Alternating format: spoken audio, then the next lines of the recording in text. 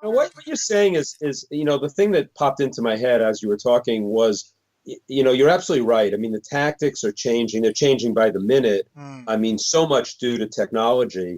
And I'm reminded of something that I just used in a speech recently for some more novice marketers. And what I was talking about was a very interesting concept. So maybe I'll just share this with you because I think your audience will Yeah, enjoy it. please do. But I think that there was always a rule of thumb in direct marketing, which I've been talking about quite a bit lately because all my clients seem to need to understand this, which is what's called the 40-40-20 rule. And what the 40-40-20 rule states in direct marketing or any marketing campaign is that the success of the campaign is generally dependent on 40% on the list and the audience that you select, 40% on the offer that you make to that audience, and then 20% on the creative or copy that you message to that audience with Mm-hmm. that offer. And what's interesting is that people interpret that as saying, oh, the creative's not as important, which is not true at all. It's just saying that, the perfect creative to the wrong list with the wrong offer guarantees you no response. Right. But mediocre creative to a perfect audience for what you have to offer with an irresistible offer, you're going to make some money. And that's what happens a lot online with people who don't depend a lot on the creative. But if Mm. you put all those three things together, you go through the roof. And the thing I wanted to mention is kind of a corollary that I heard to this recently, which kind of made me a little bit nauseous, because it was basically someone online saying, an online marketer saying that the 40-40-20 rule is dead. And look, the 40-40-20 rule is not an exact number. It could be 42-28, whatever. It doesn't, Right. but it doesn't really, but the concept I think is pretty sound. In fact, I'm going to do a blog post that's going to say when 41% is a majority, and people will think I'm talking about the US elections, but what I'll be talking about is that 41% might be list and maybe only 39 is offer because the list might be the most important thing, and I'll make a case for that. Mm. But this article that I read online said that no, the 40-40-20 rule is dead, and we want to talk about the 25-25-25-25 rule. And I'm like, what the hell is this? So I'm reading, and it says, well, the new rule is it's 25% list, 25% offer, 25% creative, and 25% technology. And again, I'm not a Luddite. I'm not saying that technology is not critical. I'm not saying that we'd be nowhere with all of what we can do online today without technology and everything that we do offline, because the offline moves to online. And so I believe in technology, but to talk about technology as being as important as list, offer, and creative really bugged me. Now, maybe I'm sounding like, bitter grandpa here, but I just was really annoyed. And the reason why I was annoyed is that, I remember the quote, and I have this in my new book. Mm. It's a quote from Bill Bernbach, and who was a great advertising man in the age of the Mad Men in the 60s and maybe even before in the 50s. And Bill Bernbach had a quote that said, never adapt your technique to the idea, adapt your idea to the technique. So the Mm. concept here would be, the marketer today falling in love with testing on Facebook, and then fits whatever they have into Facebook, as opposed to having just a killer idea, a killer message, a killer, just total irresistible offer, and then say, you know what, I can make this work on Facebook.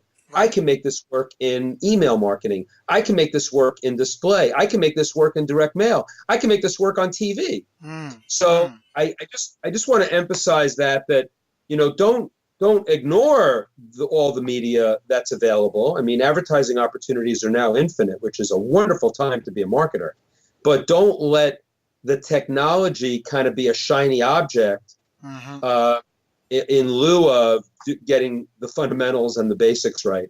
But he was like, if I had 7 hours to cut down a tree, I'd spend six sharpening my axe. And Ben was saying, if I had 7 hours to plan a marketing campaign, I would spend six of them focusing on the target market.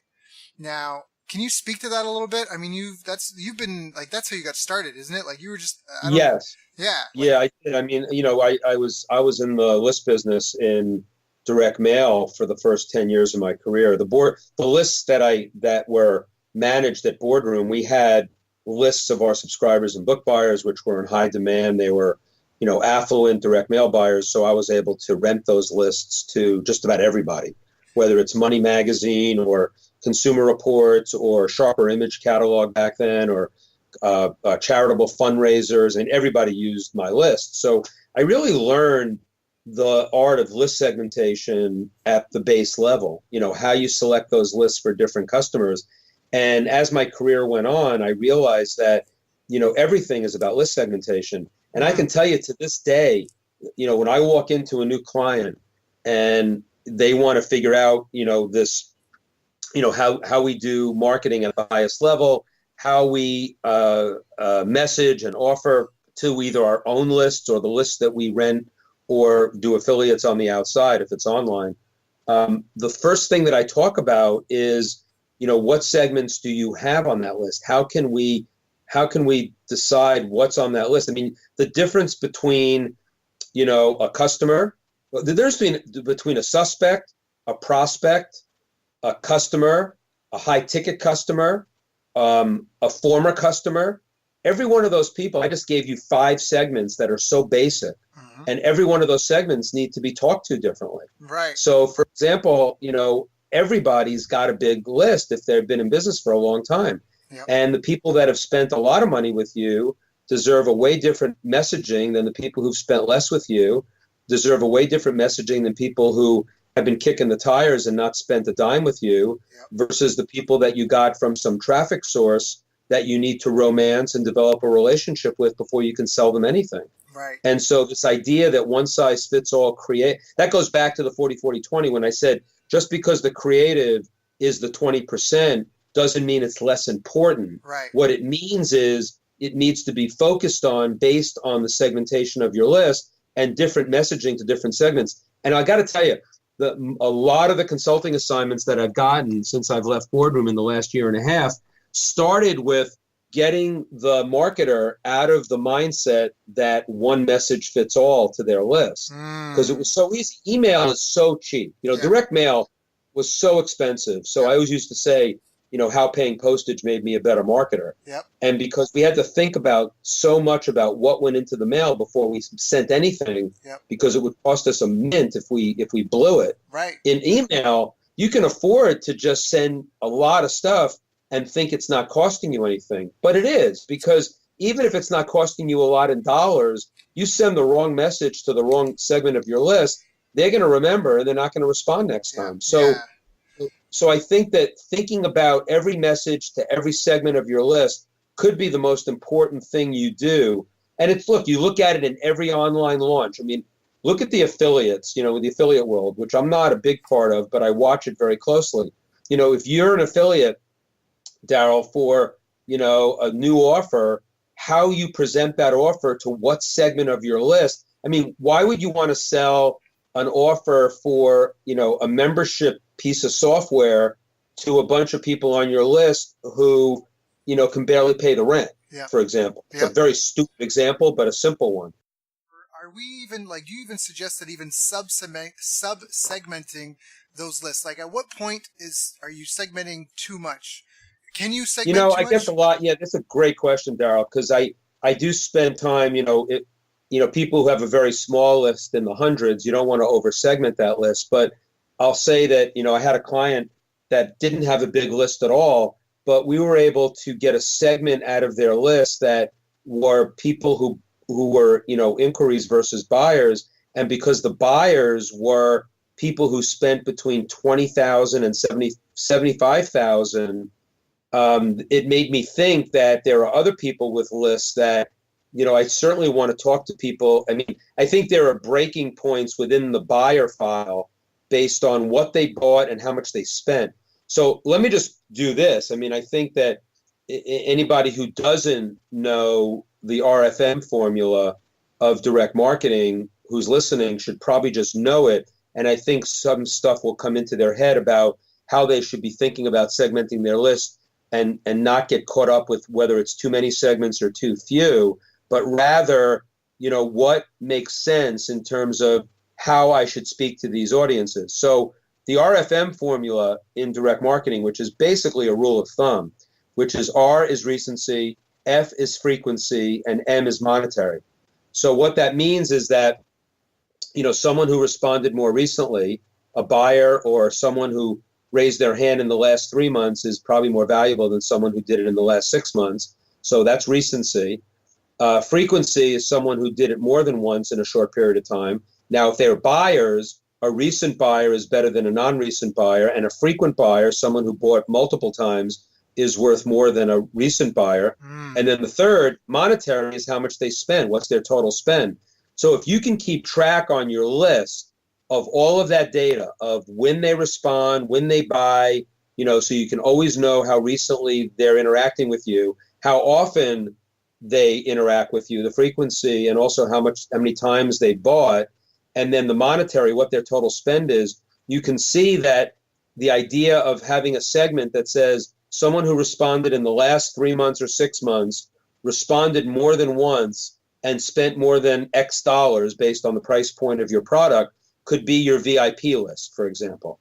And so then you go down from there and you start seeing what buckets you can create without over segmenting, as you were kind of hinting at. And it depends on the size of the list. Now, a lot of this, when you have a huge list, we had a database of 9 million names. So with 9 million names, we would do this all through statistical modeling. So I wasn't sitting there hand picking, doing it through, some kind of simple software. This was done Excel spreadsheet. Yeah, major. It was beyond a spreadsheet. This was like, I'm not a statistician. I was an English major, so I don't know squat about statistics, but I hired a statistician to do all this, and they were able to create those buckets and to create the likelihood of future response based on past response. That is another rule of thumb in direct marketing, which is, the most likely buyer is the previous buyer. And so, the idea that, you've got to really segment your list based on their we call it the transaction data. People fall in love with demographic data. I want to overlay all this data on my list. You know what? The most important thing is the transaction data, what they did with you, how they responded, how they behaved, how they bought. You can put demographic data on it. I mean, if you have a product just for women, you want to create a female select. And if they only are people for over 50 years old, you want to have that demographic data as well. However, the transaction data is always going to dictate where you go and, where the puck's going to be as opposed to where the puck is, using the Wayne Gretzky quote. So I think that, in terms of segmentation, it's really, really important to segment, based on recency, frequency, monetary, based on really understanding the behavior of your list. And I'll throw one more little thing in, which most people don't understand, although people who are in the know in direct marketing do, is that your best list is always your ex-buyers list. So this idea that once a customer leaves you, that they're no longer valuable. Now, if they leave you in a huff because they hate you, well, that's a different story. But even those people can be saved. I wrote a blog post just last week called "The Return on Returns," and it was all about, that ex-buyers are your best list. That the previous customer are, most people leave you as a customer because of time or money. They either don't have time to continue to digest your product or service, or it's too expensive. And so, to bring them back, I mean, maybe they don't have money and maybe they don't have time still when you try to bring them back. But when you do bring them back, you bring them back as family. You don't bring them back as a new customer. You bring them back as we want you back. We miss you as part of our family. The messaging is so much about, this is what you've missed since you've been gone. We'd like to give you everything that you missed. I'll give an example. You could give a book or a special report of the last year's greatest hits if you have an information product and you give that as the premium to get them back in.